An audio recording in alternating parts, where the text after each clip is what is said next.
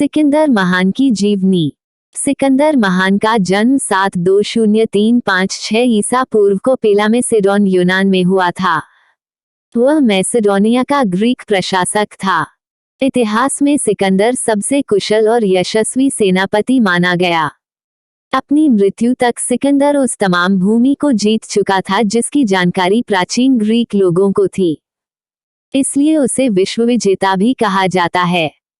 सिकंदर के पिता का नाम फिलिप द्वितीय और माता का नाम ओलंपियाज था। सिकंदर ने अपने कार्यकाल में ईरान, सीरिया, मिस्र, मेसोपोटामिया, फिनिशिया, जुदेया, गाजा, बैक्ट्रिया और भारत में पंजाब तक के प्रदेशों पर विजय हासिल की थी। सिकंदर ने सबसे पहले ग्रीक राज्यों को जीता और फिर एशिया, म्यांमार, आधुनिक तुर्की की तरफ बढ़ा। उस क्षेत्र पर उस समय फारस का शासन था। फारसी साम्राज्य मिस्र से लेकर पश्चिमोत्तर भारत तक फैला था। फारस के शदारा तृतीय को 3 अलग अलग युद्धों में पराजित किया। हालांकि उसकी तथाकथित विश्व विजय फारस विजय से अधिक नहीं थी।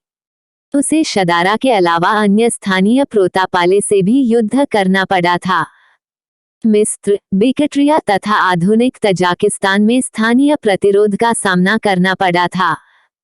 भारत में सिकंदर का पुरु से युद्ध हुआ, जिसमें पुरु की हार हुई। भारत पर सिकंदर के आक्रमण के समय चाणक्य तक्षशिला में अध्यापक थे। तक्षशिला और गांधार के राजा आमीन ने सिकंदर से समझौता कर लिया। चाणक्य ने भारत की संस्कृति को बचाने के लिए सभी राजाओं से आग्रह किया, किंतु सिकंदर से लड़ने कोई नहीं आया। पुरु ने सिकंदर से युद्ध किया था किंतु हार गया।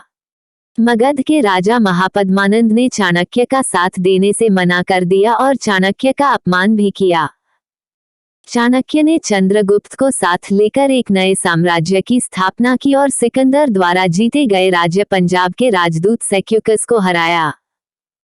सिकंदर के आक्रमण के समय सिंधु नदी घाटी के निचले भाग में विषुविगण के पड़ोस में रहने वाले एक गण का नाम अगल रसाई था। सिकंदर जब सिंधु नदी के मार्ग से भारत में वापस लौट रहा था तो इस घर के लोगों से उसका मुकाबला हुआ। अगल रसोई लोगों ने सिकंदर से जमकर लोहा लिया। उनके तीर से सिकंदर घायल भी हो गया, लेकिन अंत में विजय सिकंदर की ही हुई। उसने मसक दुर्ग पर अधिकार कर लिया और भयंकर नरसंहार के बाद अगल रसोई लोगों का दमन कर दिया। भारतीय सैन्य बल अपने परम रूप में राजा पोरस की सेना में दिखाई दिए, जो सिकंदर का सबसे शक्तिशाली शत्रु था। उसने आर्यन के अनुमान के अनुसार 30,000 पैदल सिपाहियों, 4,000 घुड़सवारों, 300 रथों और 200 हाथियों की सेना लेकर सिकंदर का मुकाबला किया। उसकी पराजय के बाद भी सिकंदर को उसकी तरफ मैत्री का हाथ बढ़ाना पड़ा। अगल रसोई जाति के लोगों ने 40,000 पैदल सिपाहियों और 3,000 घुड़सवारों की सेना लेकर सिकंदर से टक्कर ली। कहा जाता है कि उनके एक नगर के 20,000 निवासियों ने अपने आप को बंदियों के रूप में शत्रुओं के हाथों में समर्पित करने के बजाय बाल बच्चों सहित आग में कूदकर प्राण दे देना ही उचित समझा। सिकंदर को कई स्वायत्त जातियों के संघ के संगठित विरोध का सामना करना पड़ा, जिनमें मालव तथा शूद्रक आदि जातियां थीं, जिसकी संयुक्त सेना में 90,000 पैदल सिपाही, 10,000 घुड़सवार और 900 से अधिक रथ थे। उनके ब्राह्मणों ने भी पढ़ने लिखने का काम छोड़कर तलवार संभाली और रण क्षेत्र में लड़ते हुए मारे गए।